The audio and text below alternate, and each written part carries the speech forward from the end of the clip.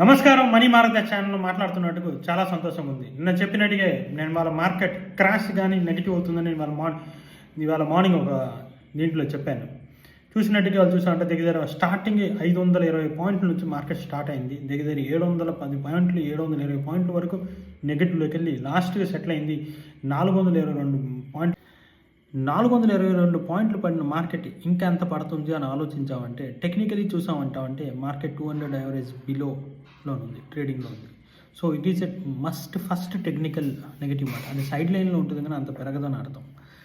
దాని తర్వాత చూసామంటే టెక్నికలీ చూసామంటే అది దగ్గర 22,918లో ఒక సపోర్ట్ లెవెల్ ఉంది. ఆ లెవెల్లోని రీచ్ అవ్వడానికి ఉంది, అది ఉన్నది. కాకపోతే అలాగని ఎవరు ఎంత పడుతుందని ఎవరు చెప్పలేరు.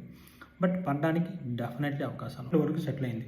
అంటే అంత పడడానికి ఎందుకు అని ఆలోచించామంటే, నిన్న రాత్రి ఇరాన్లోని యుఎస్ అండ్ ఇజ్రాయెల్ భయంకరమైన బాంబులు వేశారు. ఎక్కడ వేసారని అంటే ఒక పెట్రోల్ తెహరాన్ ప్లేస్లో దగ్గర ఒక పెట్రోల్ క్రూడ్ ఆయిల్ చేస్తున్న ప్రొడక్షన్ కంపెనీస్ ఉన్నాయి. ఆ కంపెనీస్ మీద అన్ని మీద ఆల్మోస్ట్ ఆల్ బాంబులు వేశారు. వేయడం వల్ల ఏంటంటే మొత్తం పెట్రోల్ స్టాపేజ్ అయింది. దాంతోపాటు అక్కడ చాలా వరకు మంటలు అవడం వల్ల ఆ ప్లేస్లో పెట్రోల్ ధర చూసారంటే నిన్నటికి వాళ్ళు పెట్రోల్ ధర క్రూడ్ ఆయిల్ ప్రైస్ చూసారంటే 10% మీద పెరిగింది. నేను 4 రోజుల ముందే చెప్పాను, క్రూడ్ ఆయిల్లో మీరు వేస్తారంటే ఏంటని. 74 ఉన్న పర్ బ్యారెల్ ఇప్పుడేమో 125 పర్ బ్యారెల్ అయింది. ఇవాళ చూసామంటే ఆల్మోస్ట్ ఆల్ స్టాక్స్ 5% మీద పడ్డాయి.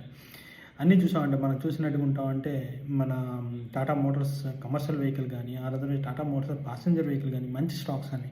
దాంతోపాటు ఇండస్ఇండ్ బ్యాంక్ కానీ 5% పడింది. దాంతో మన బంధన్ బ్యాంక్ 5% పడింది. దాని తర్వాత ఏమో కొన్ని స్టాక్స్ మాత్రం కొంచెం తక్కువ పడ్డాయి. ఆ స్టాక్స్లో ఇవన్నీ నేను చెప్తున్నట్టుగా నాట్కో ఫార్మా అంత పడలేదు. ఎందుకంటే అది ఫార్మాసిటికల్లో అది ఆల్రెడీ అండర్ వాల్యూడ్ స్టాక్ కాబట్టి అంత పడడం లేదు. దాని ప్రైస్ కూడా రెడ్డీస్ కూడా అంత లెవెల్.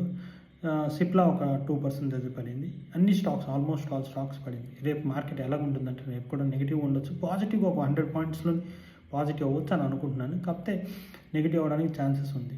కాకపోతే ఇంటర్నేషనల్ మార్కెట్ ఎలాగైంది ఏంటైంది నెక్స్ట్ వీడియోలో మీకు చెప్తాను. ఎంతవరకు ఇంటర్నేషనల్ మార్కెట్ ఎంతవరకు ఏ మార్కెట్ ఎంత పడింది ఏంటి రీజన్ అనేది.